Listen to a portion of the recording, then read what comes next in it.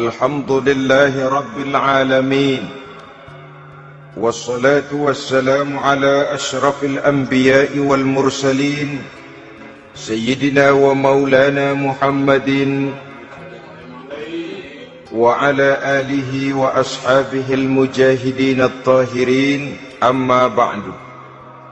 Saudara-saudara kaum muslimin seiman dan sekeyakinan yang berbahagia, pada suatu hari seketika sedang berkumpul dengan para sahabat, Rasulullah pernah memberikan peringatan. Beliau bersabda, "Yushiku an tada'a alaikumul umamu kama tada'al akalatu ala qas'atiha." Pada suatu saat nanti akan datang di tengah-tengah kamu, wahai umat Islam, di mana orang-orang lain di sekeliling kamu akan bersatu mengerubungi kamu seperti bersatunya orang-orang mengerubungi makanan di atas meja hidangan. Akan datang satu saat nanti di mana kondisimu dikepung sedemikian rupa, yang barat mau menerkam, yang timur mau menghantam, yang selatan mau menginjak-injak, yang utara pun akan menjelajah. Kondisimu seperti makanan di atas meja hidangan. Sebagian sahabat merasa heran dan terkejut, lalu mereka bertanya, "Amin qillati nahnu yauma izin ya Rasulullah?" Apakah jumlah kami pada waktu itu sedikit ya Rasul? Kami sampai dikepung sedemikian rupa? Beliau menjawab, "Bal antum yauma idzin katsir." Sama sekali tidak. Kamu tidak sedikit pada saat itu. Bahkan jumlahmu sangat banyak. Kamu adalah mayoritas. Walakinnakum ghusa'un ka ghusa'is sail. Tetapi keadaanmu saat itu persis seperti buih di lautan. Banyak tetapi centang perenang. Banyak tetapi tidak punya daya dan kekuatan. Banyak tapi dipermainkan gelombang lautan, dihempaskan ke tepian pantai tanpa punya makna dan arti. Kondisimu pada saat itu kuantitas yang tanpa kualitas, sehingga orang lain enak saja mengepung kamu. Akidahmu didangkalkan, dibanjiri dengan peradaban dan kebudayaan yang menjauhkan dari agama. Dari segi maksiat dan munkarat seluruhnya mengepung sampai kita melepaskan nilai-nilai Islam kita ini. Dan celakanya, sambung beliau, "Wal yanzi'anna fi qulubi aduwikumul mahabata minkum." Akan dicabut kehebatanmu di mata musuh-musuhmu, sehingga pada saat seperti itu orang lain memandangmu umat Islam enteng saja, remeh saja, tidak ada apa-apanya. Sudahlah, pokoknya umat Islam sikat saja, umat Islam enteng, umat Islam kecil, umat Islam tidak ada apa-apanya. Alangkah ironinya, alangkah menyedihkannya, memilukan dan sekaligus memalukan. Umat yang mayoritas ini dipermainkan oleh yang minoritas. Umat yang jumlahnya terbesar, terbanyak, bahkan konon menurut catatan sampai 90%, tapi dipermainkan oleh mereka kelompok-kelompok kecil ini. Wal yakzifanna fi qulubikumul wahn. Pada saat itu di hatimu dicampakkanlah penyakit wahan. Sahabat kemudian bertanya, "Wa mal wahnu ya Rasulullah?" Apakah penyakit wahan itu ya Rasul? Beliau menjawab, "Hubbud dunya wa karahiyatul maut." Penyakit wahan itu tidak lain hubbud dunya wa karahiyatul maut. Terlalu cinta kepada dunia dan terlalu takut kepada mati. Materialistis dan takut resiko. Dua penyakit inilah yang menyebabkan walaupun umat ini mayoritas, tapi dipermainkan oleh yang minoritas. Walaupun dia golongan terbesar, tapi nasibnya seperti makanan di atas meja makan. Dari segala macam penjuru mau menghantam dia. Saudara-saudara kaum muslimin yang berbahagia, ini merupakan analisa sosial bahwa pada satu saat nanti akan terjadi di tengah-tengah umat di mana kita dihantam dan diserbu dari segala macam penjuru. Akidah didangkalkan, peradaban dan kebudayaan dirusak, makanan dan minuman diracuni, pakaian ditelanjangi dan lain sebagainya, sampai kita melepaskan nilai Islam yang kita cintai ini. Kondisi sosial ini satu saat akan datang kepada kita. Demikian analisa dan peringatan dari Rasulullah sallallahu alaihi wasallam. Marilah sekarang kita melihat, adalah benar bahwa di zaman sekarang kita insya Allah tidak akan mengalami perang Badar sehebat yang pernah dialami oleh Rasul dan para sahabatnya. Tetapi sesungguhnya perang yang kita hadapi di zaman sekarang ini tidak kalah hebatnya dengan perang Badar, tidak kurang dahsyatnya dengan perang Uhud, tidak kurang ngerinya dari perang Khandaq. Hanya saja yang kita hadapi sekarang ini bukan ujung pedang, bukan ujung tombak, bukan ujung panah. Yang kita hadapi sekarang ini adalah perang akidah, perang ideologi, perang mempertahankan keyakinan. Yang kalau kita kalah sekarang, kita memang masih beragama.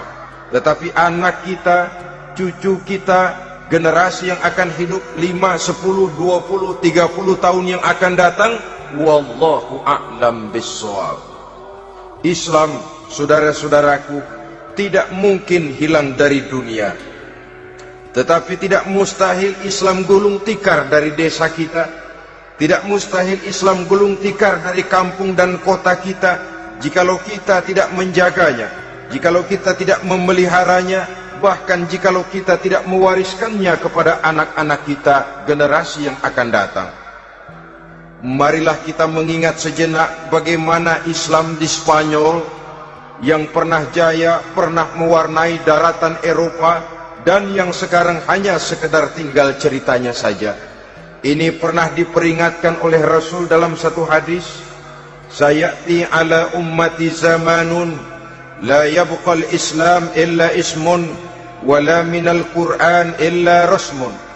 Akan datang satu masa di tengah umatku di mana pada masa itu Islam ada tapi hanya tinggal sekedar namanya saja, dan Quran pun ada tapi cuma sekedar tinggal tulisannya saja. Apabila kita tidak mewariskan ini kepada generasi yang akan datang, maka serbuan-serbuan dari berbagai macam penjuru dari hari ke hari semakin kita rasakan kehebatannya. Tidak mustahil sejarah Spanyol akan terjadi di desa kita, akan terjadi di kampung kita, akan terjadi di kota kita. Orang Spanyol, kalau mereka cerita kepada anaknya, mereka akan cerita, nak, di sini dulu ada masjid. Kapan, Pak? Dulu bener dah. Banyak orang Islam kalau hari Jumat pada sembahyang, kapan itu, Pak? Dulu sekali. Sekarang cuma sekedar tinggal ceritanya saja. Bukankah sesuatu yang sangat tidak mustahil apabila kita tidak menjaga dan mewariskan Islam ini kepada generasi yang akan datang, maka serbuan-serbuan akan membawakan hasil yang diinginkan oleh para penyerbu itu tadi. Kita sudah menjadi umat yang mayoritas, tetapi umat yang mayoritas ini menurut Rasul dikepung sedemikian rupa, akidahnya didangkalkan, peradaban dan kebudayaannya ditekan sedemikian rupa, kehidupan sosialnya dibuat individualis, kemudian dari segi pergaulan, pakaian, makanan, minuman dan sebagainya diracuni, sampai dia tidak lagi berpegang teguh kepada agamanya. Dan dikala itu hilang kehebatan umat ini di mata musuh-musuhnya, Orang lain memandang kita ringan saja, enteng saja, satu umat yang sudah kehilangan wibawa. Padahal konon kabarnya kita mayoritas, tapi enak saja dikutak-kutik orang lain. Dan dikala itu di hati kita merajalela penyakit wahan. Penyakit wahan itu apa? Pertama, hubbud dunia, terlalu cinta kepada dunia. Terlalu cinta kepada dunia yang menyebabkan kita lupa akan tanggung jawab dan kewajiban, lupa meneruskan dan mewariskan Islam kepada generasi yang akan datang. Kita berlomba hanya untuk mengejar dunia dan seluruh isinya, baik dia bernama material, baik dia bernama seksual, baik dia bernama pangkat, jabatan dan kedudukan. Berlomba-lomba kita di dalamnya sampai tercampaklah penyakit hubbud dunia di dalam hati ini. Berurat dan berakar dunia itu, sulit dan berat kita berpisah daripadanya. Akibatnya kemauan untuk berbuat demi dan atas nama agama sangat sulit terwujud di dalam kehidupan ini. Yang kedua, karahiyatul maut, terlalu takut kepada mati. Baik mati ajal, mati dalam artian yang sebenarnya, baik mati usahanya, baik mati karirnya, baik mati pangkat dan jabatannya. Sehingga dengan demikian akibatnya jatuhlah kita menjadi umat yang kehilangan wibawa di mata orang lain. Saudara-saudara kaum muslimin rahimakumullah, saya katakan tadi, perang yang kita hadapi di zaman sekarang adalah perang akidah. Perang menghadapi peradaban dan kebudayaan yang menghancurkan moral daripada anak-anak kita.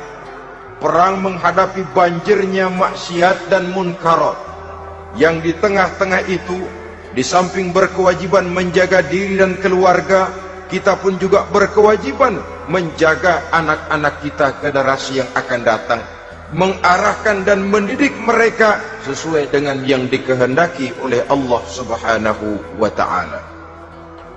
Oleh sebab itu, pada pertemuan kali ini yang akan saya bicarakan ialah bagaimana idealnya seorang muslim lebih dahulu memberikan pendidikan kepada anak-anaknya. Di tengah satu situasi dan kondisi di mana serbuan datang silih berganti melanda dan menghantam umat Islam, kemana anak-anak kita ini harus kita arahkan? Karena kita orang tua mempunyai tanggung jawab. Anak adalah amanah, menyia-nyiakan amanah adalah dosa, dan dosa itu merupakan satu dosa yang besar. Bahkan orang tua bisa saja masuk neraka kalau tidak bertanggung jawab tentang anak-anaknya. Satu riwayat menjelaskan ada orang soleh, ngajinya cukup, solatnya cukup, puasanya cukup, zakatnya cukup, di mana ada majelis taklim hadir, baca Quran hobi, fitnah orang tidak pernah.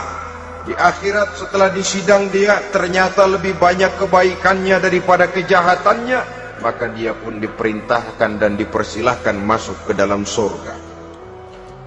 Giliran anaknya disidang, biang okem nih anak. Ditanya, siapa Tuhanmu? Tidak tahu. Siapa nabimu? Tenyaho. Apa kitabmu? Ora gelem. Kamu pernah sholat? Tidak. Zakat? Tidak. Puasa? Tidak. Judi? Hobi. Zina? Tiap malam. Mabuk? Berat. Wah, brengsek kamu. Kebaikan tidak ada barang sedikit pun, sementara kesalahan dan dosa berlipat ganda. Kamu neraka. Anak ini protes. Benar, saya tidak kenal siapa Tuhan saya. Saya tidak tahu siapa Nabi saya. Saya tidak tahu kitab suci dan kiblat saya.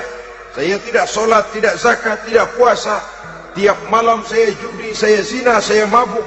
Tapi saya kerjakan semua itu karena saya tidak tahu dan orang tua saya tidak pernah memberitahu saya. Dia enak-enakan hadir di majelis taklim, saya nyekek botol, didiemin saja.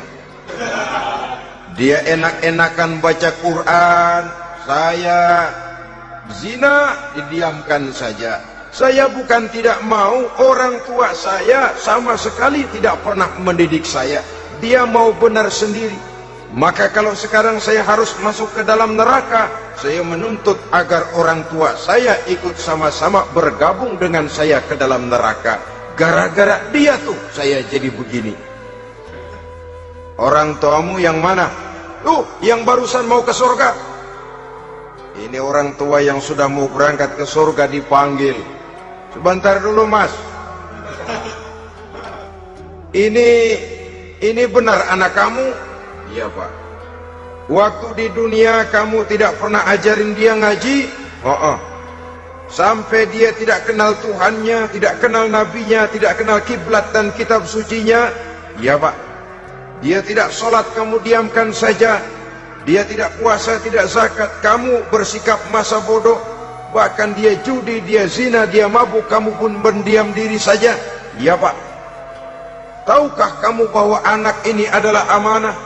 Menyia-nyiakan amanah artinya khianat, dan khianat adalah dosa yang sangat besar.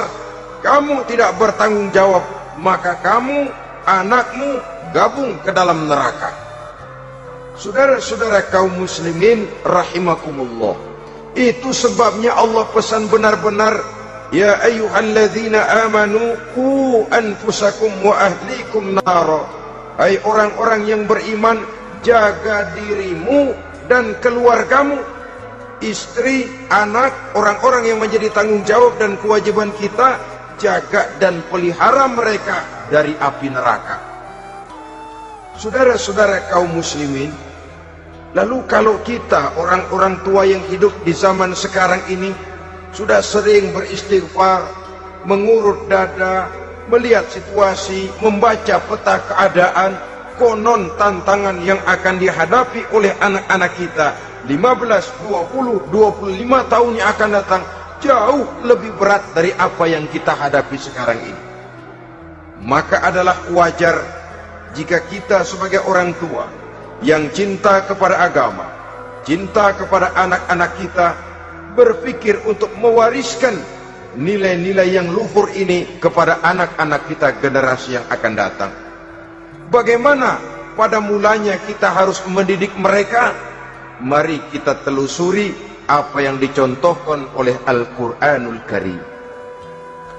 Orang-orang tua bijaksana yang diceritakan dalam Al-Quran, kalau sudah berpikir tentang anak-anaknya generasi yang akan datang, pendidikan pertama yang diberikan kepada anaknya ternyata adalah persoalan akidah. Nabi Ibrahim, pertanyaan yang paling merisaukan beliau buat anak cucunya ialah, ma ta'buduna min ba'di. Saudara bisa lihat surah Al-Baqarah ayat 133. Anak-anakku, kalau pada satu saat nanti aku, ayahmu ini sudah tidak ada lagi, meninggalkan kamu semua, meninggalkan kehidupan dunia ini, ma ta'buduna min ba'di, apa yang akan kamu sembah nak kalau ayah sudah tidak ada lagi? Jikalau ayahmu sekarang masih rajin ke masjid, melakukan rukuk dan sujud, i'tikaf dan membaca Quran, kalau satu saat ayahmu meninggalkan dunia ini, masihkah engkau mau ke dalam masjid? Masihkah engkau rukuk dan sujud? Masihkah engkau i'tikaf? Ma ta'buduna min ba'di, apa yang akan kamu sembah kalau aku ayahmu tidak ada lagi nak? Ditanamkan bukan hanya keyakinan bertauhid, sekaligus juga menyembah kepada Allah yang kita yakinkan dengan tauhid itu tadi. Bukankah berbeda dengan kita kebanyakan orang tua sekarang? Kita tidak pernah berpikir ma ta'buduna min ba'di, kalau bapak tidak ada kamu nyembah apa nak? Kita orang tua sekarang pagi-pagi malah berpikir ma ta'kuluna min ba'di, Kalau bapak nggak ada, kamu nanti makan apa, nak? Bukan nyembah apa yang kita pertanyakan, bukan nyembah apa yang kita khawatirkan, makan apa, nak? Maka yang dicari lalu sekolah-sekolah yang bonafit, yang tidak peduli apakah itu merusak imannya, mematikan akidahnya, menghancurkan keyakinannya. Yang penting ada jaminan hari depan bisa dapat lapangan kerja. Akibatnya berduyun-duyun orang-orang tua muslim menyekolahkan anaknya di sekolah-sekolah yang bukan Islam, yang nyata-nyata membahayakan akidahnya, dididik dengan kultur dan budaya yang bertentangan dengan nilai-nilai agamanya. Bukankah ini berarti merelakan anak untuk dikafirkan? Bukankah ini artinya menyerahkan anak untuk ditulis menurut selera para pendidik yang tidak sesuai dengan nilai akidah yang dimilikinya? Mengapa kita tidak berpikir seperti Nabi Ibrahim, yang sebelum memberikan pendidikan kecerdasan, sebelum pendidikan matematika, IPS, PSBB dan disiplin ilmu lainnya, yang pertama ditanamkan, ma ta'buduna min ba'di, kalau ayahmu tidak ada, kamu menyembah apa, nak? Menyembah Allah, apa nanti malah menyembah harta? Menyembah Allah, apa nanti malah mendewa-dewakan pangkat dan jabatan? Menyembah Allah, apa malah nanti menyembah alam? Itu yang dikhawatirkan Nabi Ibrahim kepada generasi yang akan datang. Dan itu saudara-saudara, yang seharusnya mengkhawatirkan kita kepada anak-anak kita, generasi yang akan datang. Lihatlah serbuan akidah di zaman sekarang ini. Dimanfaatkan kemiskinan kita umat Islam. Diberikan kita tawaran berupa beras, pakaian, obat-obatan, kalau perlu beasiswa, asal bisa melepaskan keislaman kita ini. Bertahap, sedikit demi sedikit, step by step, shibran bi shibrin wa zira'an bi zira'in. Dan harus saya ingatkan, orang di zaman sekarang tidak mungkin menghantam Islam secara frontal, tidak mungkin menghantam Islam terang-terangan, apalagi mengerahkan satuan militer. Tidak. Orang berhitung bagaimanapun kondisi dan kualitasnya umat Islam, mereka masih punya satu modal penting, fanatisme agama.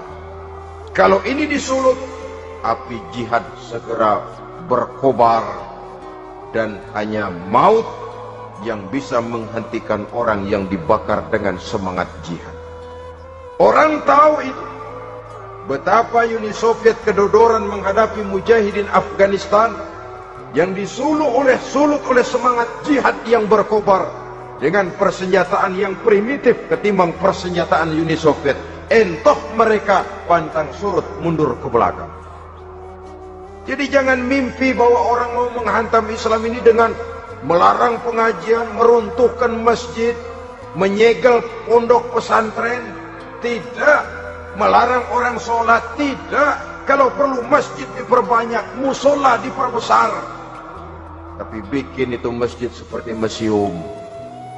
Besar, megah, mercusuar, tapi bikin seperti museum. Tempat orang kagum, tempat orang memuji, tapi sunyi dari nilai-nilai ibadah.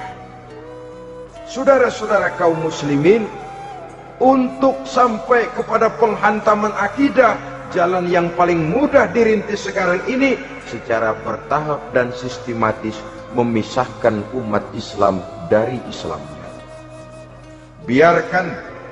Biarkan mereka bernama muslim. Biarkan di atas kartu penduduknya tertulis agama Islam. Tapi tanamkan budaya-budaya yang menyebabkan cara bergaul mereka, cara berumah tangga mereka, cara bertetangga mereka, sampai kepada cara mereka berpakaian, cara mereka bergaul, cara mereka makan dan minum, cara mereka mendidik dan menyekolahkan anak, sama sekali tidak lagi mencerminkan nilai-nilai yang Islami. Itu sudah satu usaha yang paling praktis, memisahkan umat Islam dengan Islamnya. Kalau sadarlah kita ke arah ini usaha orang di zaman sekarang, maka yang harus pertama kita tanamkan kepada anak-anak kita, didik mereka dengan jiwa tauhid yang mengkristal di dalam batinnya, meresap sampai ke tulang sumsumnya, yang tidak akan sampai pun nyawa berpisah dari badannya, akidah itu tidak akan berpisah dari hatinya. Bahkan dia sanggup dengan tegar berkata, lebih baik saya melarat karena mempertahankan iman daripada hidup mewah dengan menjual akidah. Satu khitah, satu garis kehidupan yang perlu kita wariskan kepada anak-anak kita, generasi yang akan datang. Dahulu ada satu tradisi, saudara-saudara. Kalau anak gadis kita dilamar orang lalu bertanya, anakmu mau ngelamar gadis saya, apa sudah khatam Quran berapa kali? Apa sudah bisa baca kitab macam-macam dan lain sebagainya? Sehingga lahirlah satu kebanggaan. Apapun motifnya, tapi pertanyaan semacam ini zaman sekarang sudah langka. Paling-paling yang ditanya kalau anaknya dilamar orang, anakmu kerja di mana? Gajinya sebulan berapa? Kendaraannya bebek apa soang apa-apa? Itu yang kita pertanyakan, berkisar di seputar materi, kerja, job, status sosial dan lain sebagainya. Perkara bisa baca Quran atau tidak, nomor 18.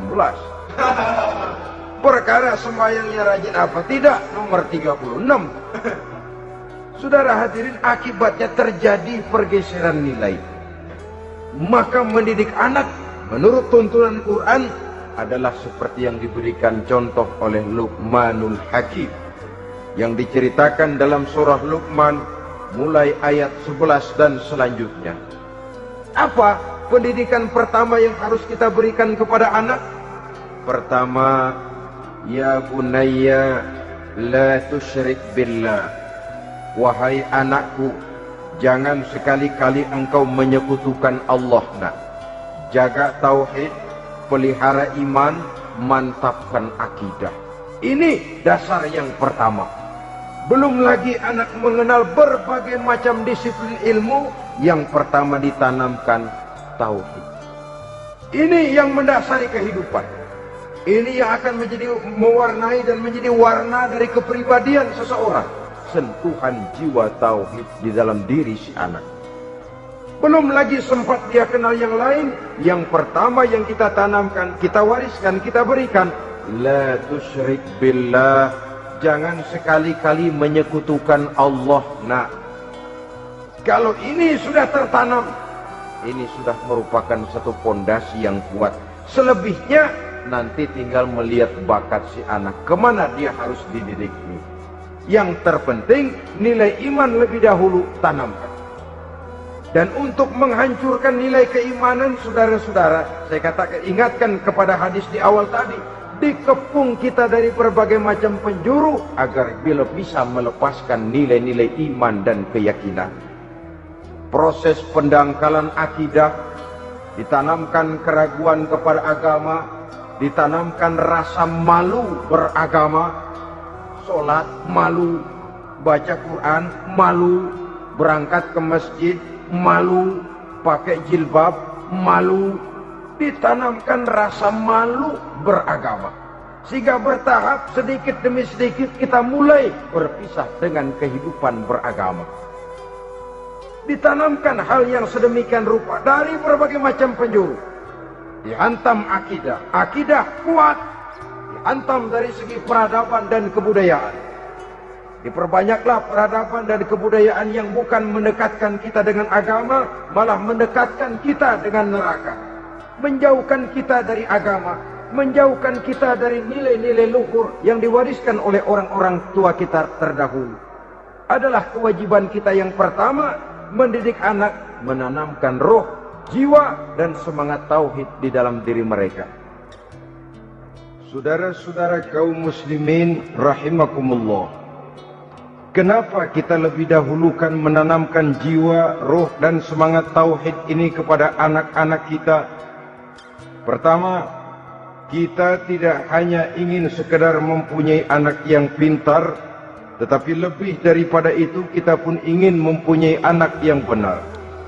Segala macam disiplin ilmu, segala macam bentuk penalaran ilmiah dan pengisian intelektualitas manusia mungkin di satu sisi akan membuat dia pintar, tapi di sisi lain belum tentu akan membuat dia benar. Nabi pernah memberikan peringatan, man izdada ilman walam yazdad huda lam yazdad minallahi illa bu'da.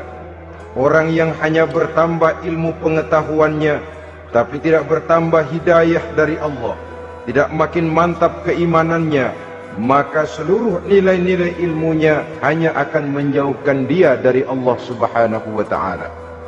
Dan adalah lebih merupakan azab daripada nikmat kalau kita diberikan ilmu pengetahuan yang hanya akan menyebabkan kita semakin jauh dari Allah Subhanahu wa ta'ala. Yang kedua, sesungguhnya roh, jiwa dan semangat tauhid yang melekat dalam diri anak pada puncaknya akan melahirkan satu disiplin murni yang tumbuh dari dalam dirinya sendiri, di mana si anak dalam kehidupannya merasakan, dimanapun dia berada, kemanapun dia pergi, ia selalu merasakan kehadiran Allah dekat dalam hidupnya.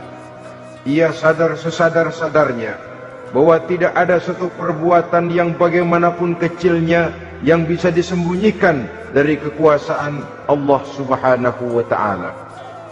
Yang ketiga, dengan penanaman roh, jiwa dan semangat iman ini, maka diharapkan anak-anak nanti pada pertumbuhannya sanggup mengendalikan hawa nafsunya.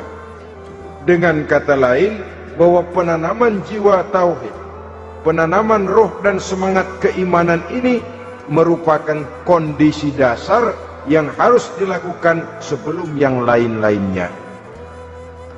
Kemudian pendidikan kedua yang diberikan oleh Al-Quran melalui contoh dan model dengan Luqmanul Hakim ini, setelah menanamkan tauhid, ditanamkanlah kepada si anak ini rasa hormat kepada orang tuanya.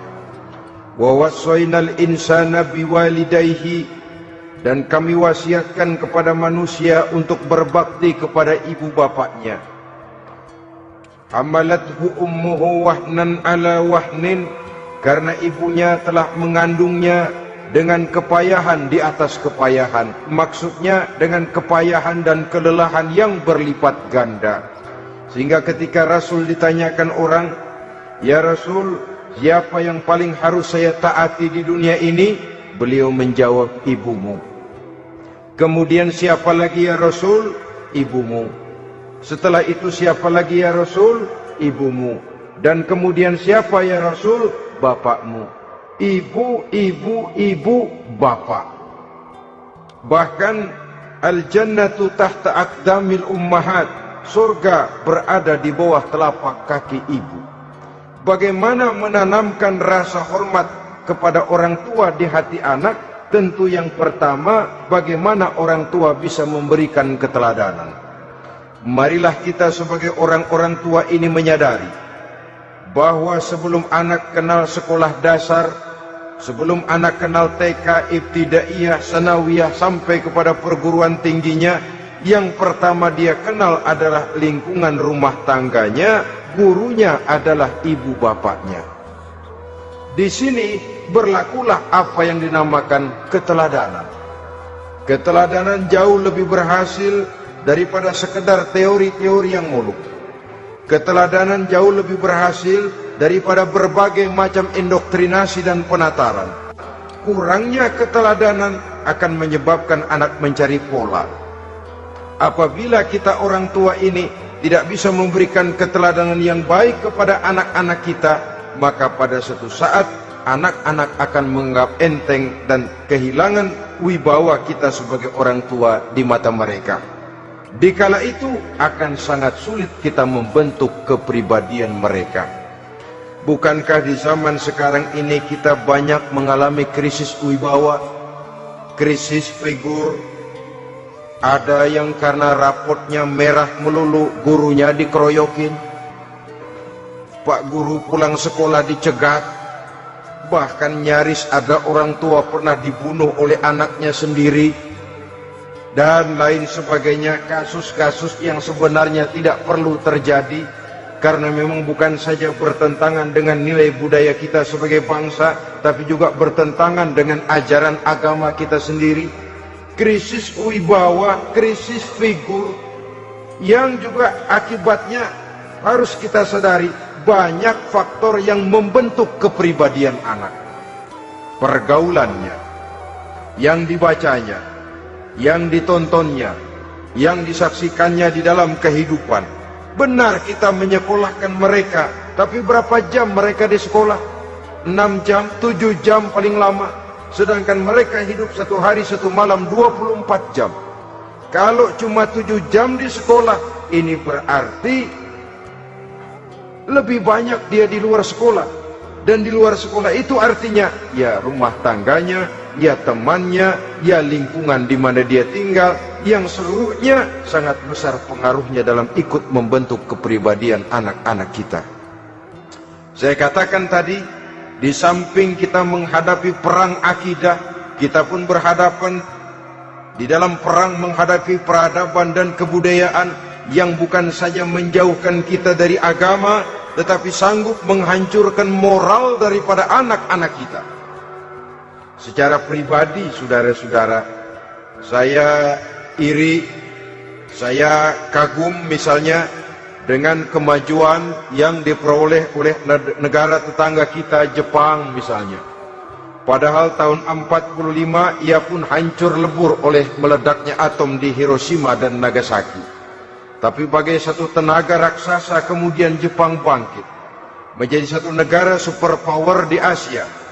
Bahkan gurunya saja Amerika sekarang ini kewalahan menghadapi perang dagang dengan Jepang ini. Dan yang menarik, Jepang bisa maju dan modern dengan tetap menjadi Jepang, tanpa harus kehilangan identitasnya sebagai satu bangsa, tanpa harus kehilangan kepribadiannya sebagai satu bangsa. Sebagai negara yang sedang berkembang, kita sering latah. Kita ingin meniru Barat, tapi bukan teknologinya, westernisasinya yang kita tiru. Bukan isinya, kulitnya yang kita ambil. Akibatnya apa? Modernnya belum, orangnya sudah Barat. Bergaulnya sudah cara Barat, berumah tangganya sudah cara Barat, berpakaiannya sudah cara Barat, mendidik anaknya sudah cara Barat. Di mana ketemu orang tua cukup hello daddy. Kulitnya kita ambil, sementara isinya kita campakkan. Ironi dan menyedihkan. Padahal kita sesungguhnya bisa maju dan modern, bisa mengejar segala ketinggalan dan keterbelakangan kita, dengan tetap menjaga nilai-nilai luhur budaya kita sebagai satu bangsa, mengambil isinya, dan kalau memang tidak perlu, lalu mencampakkan kulitnya.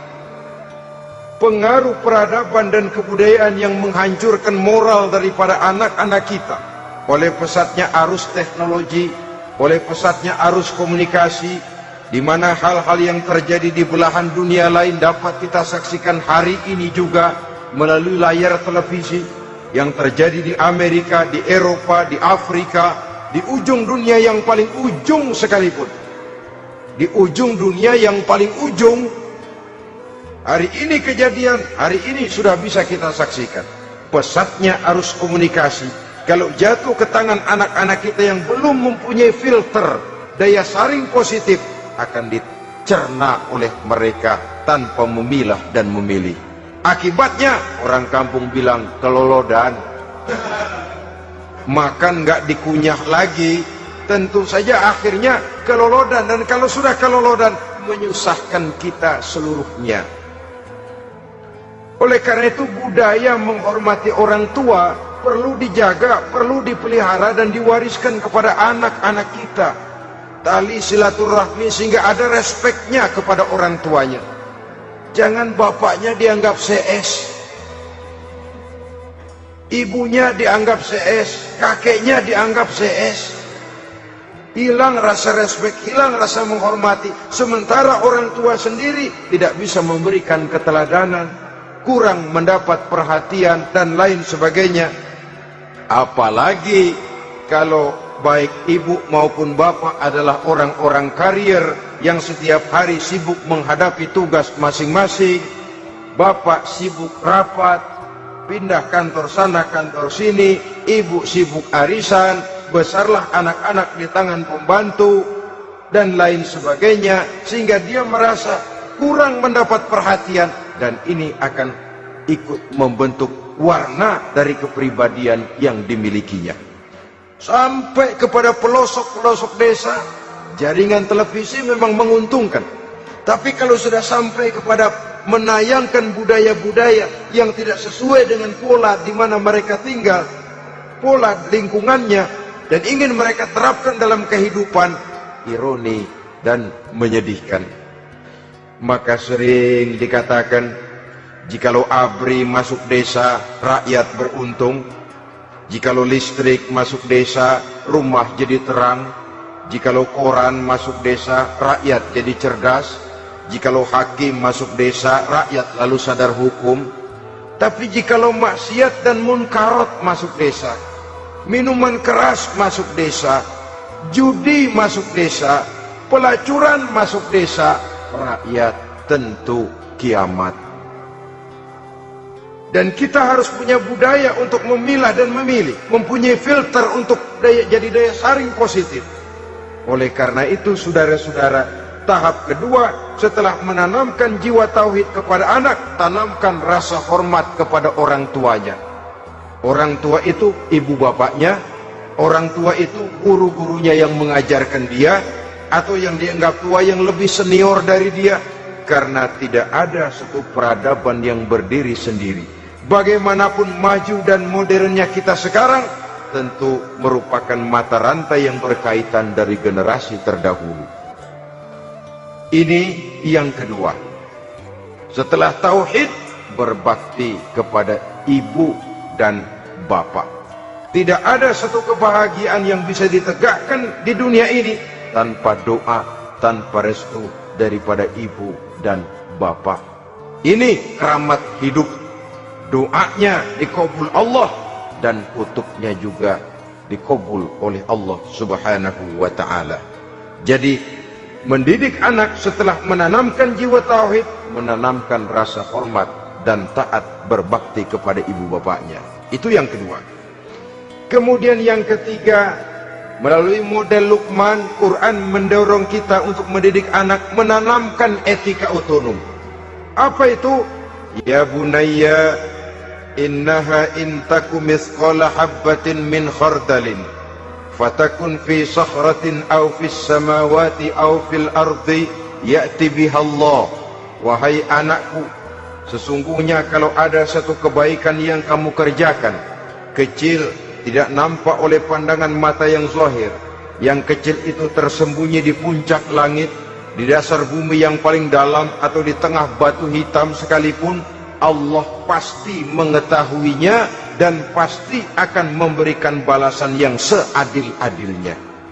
Pendidikan apa ini? Pendidikan moral, menanamkan etika otonom. Nah, kau berbuat baik jangan karena dilihat orang. Kau tidak mau melakukan kejahatan jangan cuma karena ada polisi.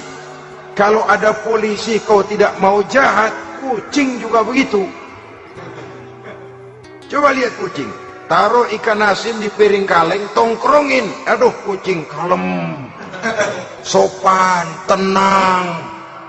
Sedikit kita lengah, habis ikan digarap.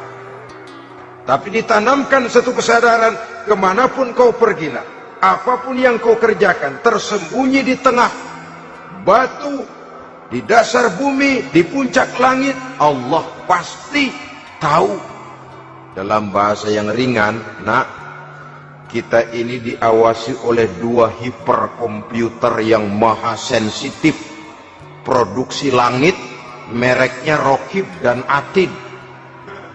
Itu komputer yang sangat peka dan sensitif. Jangankan kita berbuat, kita berniat baik saja, komputer sudah nyatat sendiri. Inilah yang orang sekarang namakan waskat, nah, pengawasan malaikat. Kalau hidup sudah merasa diawasi oleh malaikat, waskat berhasil. Tapi kalau waskat sudah diawasi malah nekat, itu yang gagal. Atau yang diawasi dan yang mengawasi sama-sama sepakat, nah, itu juga bisa cincai. Saudara-saudara kaum muslimin rahimakumullah, waskat dalam pengertian kita muslim, bagaimana hidup ini merasakan diawasi oleh malaikat. Intelektualitas yang tinggi sekalipun, IQ yang nilainya plus sekalipun, disiplin ilmu yang bagaimanapun banyak yang memenuhi benak kita, tanpa diiringi oleh etika otonom, orang sering mencari celah dan kesempatan. Mencari celah dan kesempatan. Tapi kalau sudah merasa, kemanapun saya pergi, dimanapun saya berada, kebaikan bagaimanapun sekecilnya saya lakukan, toh Allah pasti akan memberikan balasan. In khairan wa khairun, wa in syarran wa syarrun. Jikalau baik, baik balasan yang kita terima. Jikalau jahat, jahat kejahatan yang kita terima. Kalau sudah ke arah ini kita berpikir, maka sesungguhnya kalau kita berbuat baik kepada orang lain, hakikatnya kita sudah berbuat baik kepada diri kita sendiri. Lalu tidak ada merasa rugi berbuat baik kepada orang. Karena manakala dia melakukan kebaikan kepada orang lain, artinya dia sudah berbuat baik untuk dirinya sendiri. Jadi setelah tauhid, kemudian berbakti kepada ibu bapak, yang ketiga baru pendidikan tentang akhlak, tentang moral. Pola ini yang sering terlupakan oleh kita, bahwa bagi kita itu pendidikan tidak lain upaya mencerdaskan otak anak. Jangan sampai sebab ini kelihatannya pembangunan makin maju, persaingan hidup makin tajam, tensi ekonomi semakin tinggi, sementara jumlah tenaga kerja dengan lapangan kerja yang tersedia jauh dari mencukupi. Jikalau tidak membekali anak dengan pendidikan yang menunjang lapangan pekerjaan, orang tua khawatir, takut sekali anaknya jadi gelandangan. Dikhawatirkannya kehidupan dunia ini, sementara dia lupa kalau anaknya bisa jadi gelandangan di akhirat. Padahal selama-lamanya gelandangan di dunia paling seumur manusia itu 60 tahun, 70 tahun lah umur orang sekarang. 70 itu sudah luar biasa itu. Tapi kalau harus menggelandang di akhirat, menjadi gelandangan di akhirat, alangkah menyedihkannya. Apakah akan kita korbankan satu kehidupan yang langgeng, abadi, cuma karena tertipu oleh fata morgana dan kamuflase? Kita korbankan yang sedikit, kita korbankan yang besar karena kita memilih yang sedikit. Dalam bahasa Al-Quran memang pernah diceritakan hidup ini hakikatnya perlombaan, saudara-saudara. Perlombaan. Dan di dalam perlombaan itu ada yang menang, ada yang kalah. Al-Quran lalu memberikan peringatan, Alhaakumut takatsur, kamu telah lalai karena berlomba-lomba memperbanyak harta, mempertinggi pangkat dan kedudukan, hatta zurtumul maqabir, sampai kamu akan masuk ke liang kubur baru sadar. Apalagi kalau nafas sudah sampai di tenggorokan. Persis Fir'aun sudah tenggelam di lautan merah, mau mampus, baru dalam sekaratnya amantu bi Rabbi Musa wa Harun. Kalau begini caranya, saya juga percaya kepada Tuhan Musa dan Harun, percaya kepada Allah. Sudah mau mati, baru amantu bi Rabbi Musa, kami percaya kepada Tuhan Nabi Musa, kata Fir'aun. Malaikat maut kesel benar, dilelepin terus di laut, mampus tuh sekalian. Hidup ini memang kita berlomba. berlomba dengan waktu, berlomba dengan umur, berlomba dengan tenaga, berlomba dengan tetangga. Yang jangankan kita sampai mundur, berhenti saja sejenak, kita akan ditinggalkan oleh yang lain. Tiada kata mundur, bahkan tiada kata berhenti. Sekali kita melangkah, melangkahlah terus, tapi berlombalah seperti yang dikehendaki Quran. Fastabiqul khairat, berlomba-lombalah di dalam kebajikan. Jangan berlomba-lomba di dalam kemaksiatan, kemunkaran, kejahatan. Berlombalah dalam urusan kebaikan. Saudara-saudara kaum muslimin rahimakumullah, tauhid, berbakti kepada ibu bapa, kemudian pendidikan tentang moral. Apabila pendidikan tentang moral sudah tertanam, barulah lihat bakat si anak. Kemana bakatnya? Anak saya kelihatannya dari kecil demennya main bedil-bedilan saja. Abri kali itu. Kirim ke Magelang, masukkan akabri. Tapi dengan syarat 3 itu tadi. Iman sudah tertanam, rasa bakti kepada ibu bapak sudah ada, dan punya nilai moral. Sehingga boleh jadi nanti dia menjadi jenderal yang beriman, yang berbakti kepada ibu bapaknya, dan punya moral yang tinggi. Kan lebih baik rakyat rendah tapi akhlaknya tinggi, daripada pejabat tinggi tapi moralnya rendah. Jauh lebih baik rakyat rendah punya moral tinggi ketimbang pejabat tinggi punya moral rendah. Nilai moral ini yang jadi ukuran dan barometer di masyarakat. Yang ini yang sering kita lupakan, bahwa kehancuran satu bangsa dimanapun di dunia ini selalu dimulai dengan kehancuran moral daripada bangsa itu sendiri. Sekarang membina nilai moral ini berat.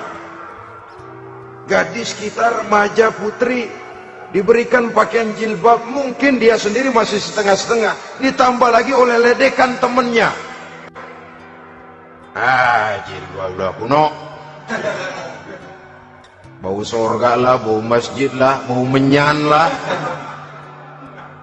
Ditanamkan rasa malu untuk hidup dekat dengan agama.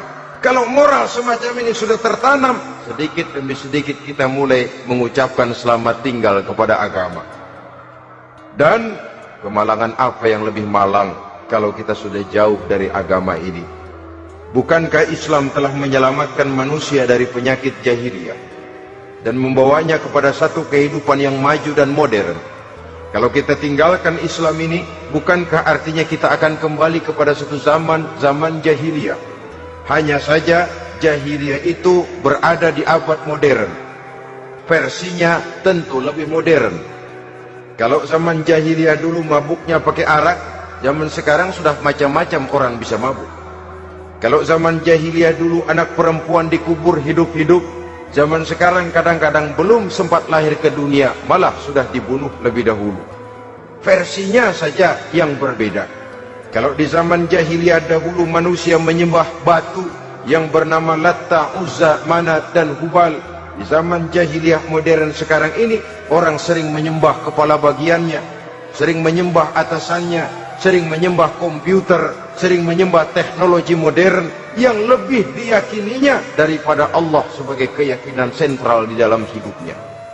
Saudara-saudara kaum muslimin rahimakumullah. Jadi yang ketiga, nilai moral yang ditanamkan kepada anak-anak kita supaya dia bisa menghadapi tantangan-tantangan hidup yang semakin berat ini dengan tetap berpegang teguh kepada nilai-nilai moral yang diwarnai oleh jiwa keimanannya yang bersumber dari ajaran agamanya. 3. Kemudian yang keempat, barulah tatanan kehidupan sehari-hari. Apa kata Luqman? Ya bunayya aqimis sholah.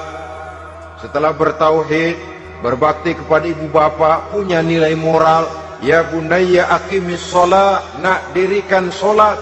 Rumah tangga muslim, anak berumur 7 tahun sudah berani meninggalkan sholat, kata Nabi, pukul. Bukan untuk menyakiti, untuk mendidik, karena sayang kepada anak. Saudara-saudara, kita khawatir betul kepada anak. Kalau dia pulang dari sekolah, Buru-buru kita sebagai orang tua bertanya, sudah makan nak? Sudah istirahat nak? Tapi jarang kita sebagai orang tua melontarkan, sudah sholat nak? Bahkan kita bisa memberikan sugesti kepada anak. Nah, kalau kau naik kelas 1 sampai naik ke kelas 2, bapak beliin sepeda. Tamat SD nak, motor. Tamat SMP nak, ke Bali kita. Tamat SMA nak, Singapura. Saudara-saudara, tapi kalau untuk urusan sholat misalnya, kita tidak pernah memberikan sugesti kepada anak-anak kita. Nah, kalau kau hafal Fatihah lengkap dengan artinya, bapak beliin sepatu. Nah, kalau kau bisa sholat dengan baik, cukup syarat rukunnya, bapak beliin sepeda. Ada rangsangan, ada sugesti yang membuat anak lebih tergerak untuk hidup dalam suasana keagamaan. Ya bunayya aqimis sholat, nak dirikan sholat.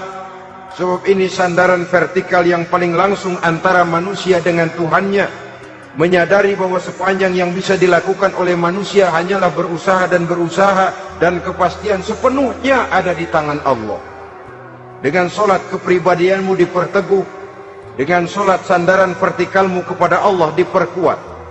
Dan pada waktunya nanti Al-Quran memberikan bimbingan, hendaklah minta tolong kepada Allah dengan sabar dan tetap mendirikan sholat. Ya bunayya aqimis sholat. Setelah itu, wa'mur bil ma'rufi wanha 'anil munkar. Tegaklah membina yang ma'ruf, tegaklah mencegah yang munkar. Ini sikap hidup. Sholat tadi tugas hidup. Lalu sikap hidup tampil di tengah masyarakat, membina yang ma'ruf, mencegah yang munkar sesuai dengan kesanggupan masing-masing. Bukankah setiap kita kepingin punya anak yang bermanfaat, setidaknya bagi keluarganya, syukur kalau bisa bagi lingkungannya, bagi masyarakat, bangsa dan negaranya. Dan satu di antara tanda orang yang bermanfaat, kalau dia bisa hidup menjadi penganjur yang ma'ruf dan pencegah yang munkar. Dan itu kalau tidak ada hidayah, sulit orang mau melaksanakan itu. Sebab apa? Ada kecenderungan belakangan ini di mana agama dianggap urusan pribadi. Sehingga orang lalu sering bilang, jangan bawa agama dah, itu kan bukan urusan agama. Ini sudah ciri berpikirnya sekuler. Jangan bawa-bawa agama. Agama urusan pribadi, artinya orang mau sholat mau enggak, jangan bilang apa-apa dah. Urusan dia sendirian. Dia mau puasa dia enggak, merdeka saja, urusan pribadi. Agama bukan persoalan pribadi. Apalagi jika sudah menyangkut amar ma'ruf dan nahi munkar. Siap menegakkan yang baik, mencegah yang munkar, untuk tegaknya satu masyarakat yang diwarnai oleh kebaikan dan terhindar dari segala macam kejahatan. Dan terus ayat-ayat selanjutnya mencerminkan sikap hidup. Namun yang intinya, cara mendidik anak yang baik yang dicontohkan oleh Al-Quran dengan Luqmanul Hakim sebagai model. Pertama, tanamkan tauhid. Yang kedua, tanamkan rasa hormat dan berbakti kepada ibu bapaknya. Yang ketiga, tanamkan moral, nilai akhlak yang tinggi. Setelah itu yang keempat, biasakan hidup dalam suasana keagamaan. Kontrollah sholatnya, kontrollah baca Qur'annya, kontrollah puasanya di bulan Ramadan. Ajaklah anak-anak sholat berjamaah, sehingga dengan demikian dia terbiasa oleh satu suasana yang mendekatkan dia dengan nilai agamanya. Dari sana diharapkan nilai-nilai ilmu yang didapatnya dari bangku sekolah akan menciptakan keseimbangan dengan yang ditanamkan oleh orang tuanya dalam bentuk yang dijelaskan oleh surah Luqman itu tadi. Sehingga apabila keseimbangan ini terwujud, akan menjalin keseimbangan dalam pola berpikir, dan keseimbangan dalam pola berpikir akan melahirkan keseimbangan dalam perbuatannya. Terwujudlah kita harapkan insan yang fid dunya hasanah wa fil akhirati hasanah. Inilah harapan kita semua. Mudah-mudahan Allah memberikan kekuatan kepada kita untuk mewariskan nilai-nilai yang baik kepada generasi yang akan datang, sehingga esok harus lebih baik daripada hari ini, dan lusa harus lebih baik daripada hari esok. Terima kasih atas perhatian saudara. Mohon maaf atas segala kekurangan. Usikum wa nafsi bitaqwallah. Wassalamualaikum warahmatullahi wabarakatuh.